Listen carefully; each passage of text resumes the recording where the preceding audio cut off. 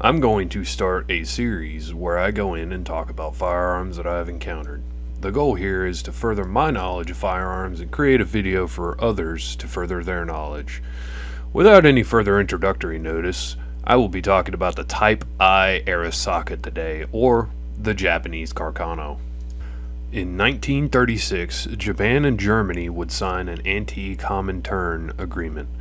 Italy would sign this a year later in 1937. Japan would engage in a war with China in 1938. Now, from 1938 to 1939, the Japanese military were desperately in need of firearms. During this time frame, the Japanese government would order thousands of Italian-made Carcano rifles chambered in 6.5 Arisaka. The production of these rifles would begin at the end of 1938 and end in the middle of 1939.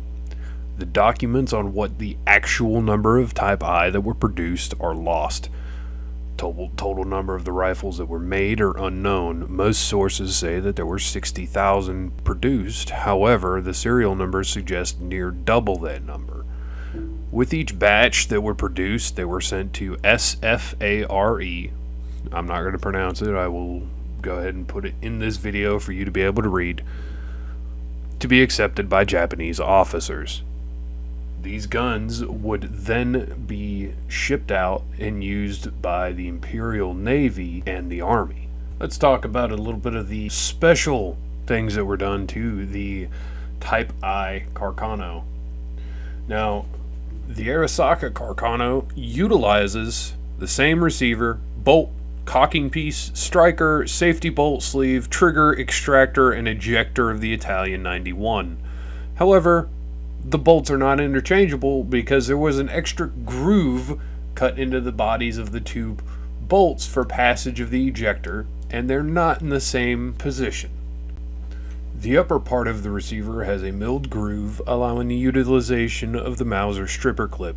These clips are scarce today, but they should not be so different from the standard clip, as they should be large enough to keep the rim of the 6.5mm Arisaka cartridge that has a semi-rimmed case. The Mauser magazine box is similar to the same magazine as utilized by the Arisaka 1905 or Model 38. The Carcano Arisaka can be unloaded just the same as the Type 38. Just depress the latch located to the front part of the trigger guard. This releases the floor plate of the magazine box. The rear sight is the same as that of the Arisaka Type 38, an adjustable leaf with a fixed battle sight, both with a wide V-notch. The front sight differs from the Type 38, and it is not protected by ears. The rifle was issued with the same cleaning rod as the Type 38. The barrel is about 2 centimeters shorter than the Type 38. It also has progressive rifling with 4 grooves of the Metford type. The Type I buttstock is similar to the Type 38 buttstock. The lower part is dovetailed and then glued to the rest of the stock. My final thoughts on this gun are, it's pretty cool. If your grandfather gave it to you or something, it's likely that he got it as a war trophy. There's a lot of reports that say that many of these war trophies were captured at Kwajalein Atoll, the Philippines, or from Japan itself at the conclusion of hostilities. So if this is a firearm that you've had in your family for a good period of time, it's definitely something that I would tell you to go ahead and keep up with, keep it clean, because there is a huge chance that your grandfather had to kill somebody for that gun. The last little bit of this video are going to be me going through my sources. I will be posting them below this video if you want to actually go take a look at them yourself.